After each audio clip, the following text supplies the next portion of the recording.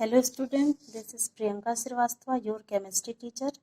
Today's topic is solubility. Solubility of substance is its maximum amount that can be dissolved in a specified amount of solvent. इसका मतलब एक specified amount of solvent में कितने maximum amount solute के dissolve हो रहे हैं उसे हम सॉल्युबिलिटी कहते हैं। और ये सॉल्युबिलिटी डिपेंड करती है नेचर ऑफ सॉल्यूट पर, नेचर ऑफ सॉल्वेंट पर और टेम्परेचर एंड प्रेशर पर। अब आ जाता है कि solubility of solid in liquid.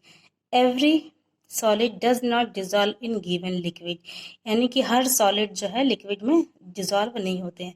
For example जैसे हम नमक या शुगर वाटर में डिजॉल्व करना चाहें तो इजीली डिजॉल्व हो जाता है, बट नेफ्थलीन या एंथ्रेसिन को वाटर में डिजॉल्व करना चाहें तो वो नहीं हो सकता। इसी तरह से naphthalene and anthracene easily dissolve in benzene but NaCl and sugar does not. ठीक है, बेंजीन में एंथ्रेसिन और नेफ्थलीन डिजॉल्व हो जाते हैं, बट अगर NaCl को डिजॉल्व करना चाहें बेंजीन में तो वो नहीं हो पाता है। तो it is observe that polar solute dissolve in polar solvent and non polar solute dissolve in non polar solvent. ठीक है, पोलर सॉल्यूट जो होते हैं वो हमेशा पोलर सॉल्वेंट में डिजॉल्व होंगे और जो नॉन पोलर सॉल्यूट होते हैं वो नॉन पोलर सॉल्वेंट में डिजॉल्व होते हैं। यानी कि polar dissolve polar, non polar dissolve non polar. अब जैसे एग्जांपल के लिए देख लीजिए, NaCl है हमारा जो कॉमन साइड है सोडियम क्लोराइड, ये हमारा पोलर सॉल्यूट है, Na प्लस और Cl माइनस में होता है। इसको अगर हम वाटर भी हमारा पोलर सॉल्वेंट है H2O, H प्लस और OH माइनस में टूटता है, तो NaCl और H2O दोनों हमारे पोलर है, तो NaCl और H2O ये दोनों आपस में डिजॉल्व हो जाते हैं। इसी तरह हमारा नेफ्थलीन और बेंजीन ये दोनों नॉन पोलर है, तो ये दोनों आपस में डिजॉल्व हो जाते हैं। ठीक है, तो अब ये सॉल्युबिलिटी ऑफ सब्सटेंस डिपेंड करती है नेचर ऑफ सॉल्यूट पर, nature of solvent and temperature and pressure.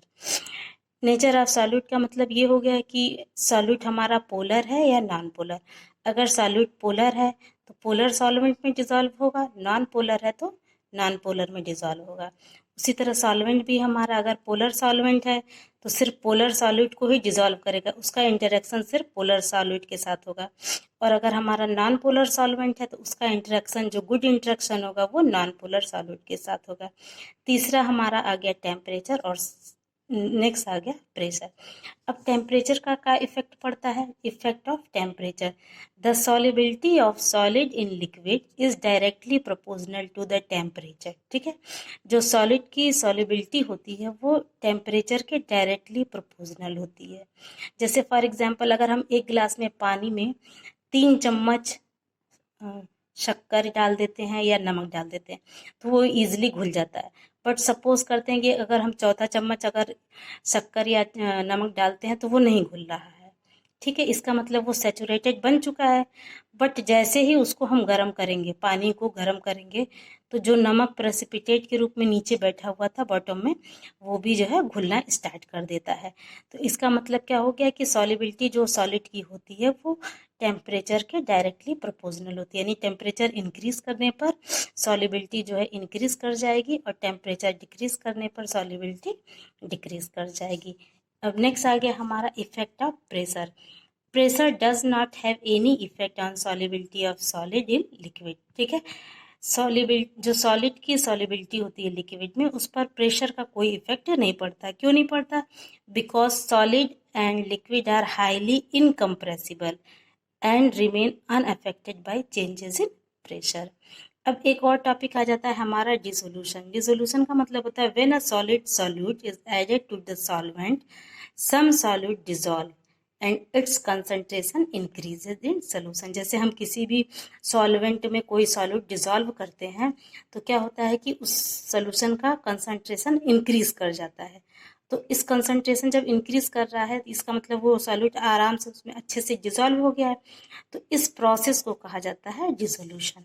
अब नेक्स्ट टॉपिक हमारा आ जाता है solubility of gas in liquid.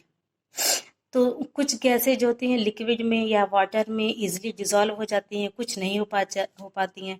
It is generally observe that many gases dissolve in water. जैसे हमारा कार्बन डाइऑक्साइड वाटर में इजीली डिसॉल्व हो जाता है, क्लोरीन है वो भी हमारा वाटर में इजीली डिसॉल्व हो जाता है, सल्फर डाइऑक्साइड है वो भी वाटर में इजीली डिसॉल्व होके H2SO3 बना लेता है। तो ये सब हमारी जैसे कार्बन डाइऑक्साइड, क्लोरीन या सल्फर डाइऑक्साइड है, ये सब जो है इजीली डिसॉल्व हो जाती है वाटर में।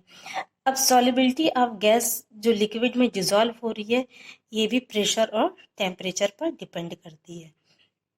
अब इफेक्ट क्या क्या पड़ता है? Effect of temperature, solubility decreases with rise of temperature at constant pressure.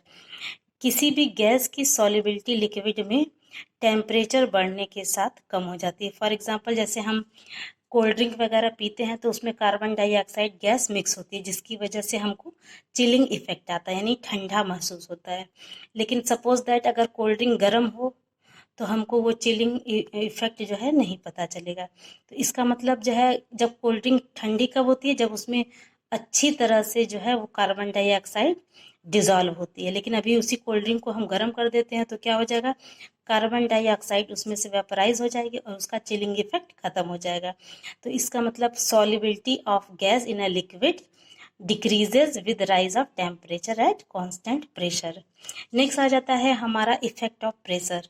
The solubility of gas increases with increase of pressure, यानी कि किसी भी गैस की सॉलिबिलिटी लिक्विड में प्रेशर बढ़ने के साथ बढ़ती है। फॉर एग्जांपल जैसे हम कोल्ड ड्रिंक में ही कार्बन डाइऑक्साइड गैस डालते हैं, गैस उसमें रहती है कोल्ड ड्रिंक में, और उसका जो लिड होता है, ढक्कन होता है, वो कोल्ड ड्रिंक का बंद होता है, ठीक है। और जैसे ही हम लिड खोलते हैं, ढक्कन खोलते हैं, तो कार्बन डाइऑक्साइड गैस ऊपर की तरफ निकल जाती है। तो इसका मतलब जब हम प्रेशर ज़्यादा दिए रहते हैं तो गैस क्या होती है? कार्बन डाइऑक्साइड उसके अंदर अच्छी तरह से डिजॉल्व रहती है, और जैसे ही ढक्कन खोलते हैं वो बाहर की तरफ निकल जाती है। तो it mean the solubility of gas increases with increase of pressure. जैसे हमने एग्जांपल एक दे दिया, जैसे मान लीजिए अभी ये पिस्टन है, ऊपर की तरफ प्रेशर कम दिया तो गैस के मॉलिक्यूल्स अच्छी तरह से डिजॉल्व नहीं है, बट जैसे ही प्रेशर ज़्यादा देंगे तो क्या होगा? गैसियस मॉलिक्यूल्स जो है इस लिक्विड में आसानी से डिजॉल्व हो जाते हैं, ठीक है। तो इसका मतलब क्या होगा? देयरफॉर द कंसंट्रेशन, कंसंट्रेशन का मतलब यहाँ पे अमाउंट ऑफ डिजॉल्व गैस है। The concentration of dissolve gas is proportional to the pressure on the gas above the solution, यानी कि जो हम इस पर प्रेशर डाल रहे हैं इस पर डिपेंड कर रहा है कंसंट्रेशन, यानी अमाउंट ऑफ गैस कितना डिजॉल्व हो रहा है। जितना ज़्यादा हम प्रेशर लगाएंगे उतना ही उसकी सॉल्युबिलिटी गैस की बढ़ती जाएगी।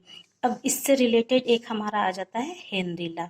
हेनरी लॉ के according to this law, at a constant temperature the solubility of gas in a liquid is directly proportional to the partial pressure of gas present above the surface of liquid or solution। यानी Henry ने क्या बताया था कि किसी भी gas की जो सॉलिबिलिटी होती है लिक्विड में, वो पार्शियल प्रेशर के प्रोपोर्शनल होती है, डायरेक्टली प्रोपोर्शनल होती है। जितना ज़्यादा हम प्रेशर देंगे उतनी ही ज़्यादा सॉलिबिलिटी बढ़ती जाती है।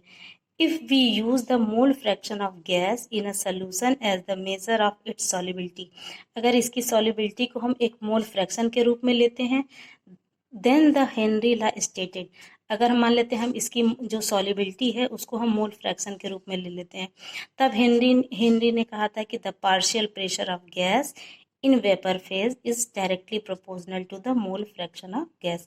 अब ये सॉलिबिलिटी जो है हम किस में कन्वर्ट कर दी है? मोल फ्रैक्शन में। तो जो पार्शियल प्रेशर किसी भी गैस पे दी जा रही है वो डायरेक्टली प्रोपोर्शनल है मोल फ्रैक्शन के, तो P प्रोपोर्शनल X, ठीक है। अब जब प्रोपोर्शनल को हम हटाते हैं तो वहाँ पर एक कांस्टेंट आ जाता है, इस कांस्टेंट को कहा जाता है हेनरी लॉ कांस्टेंट।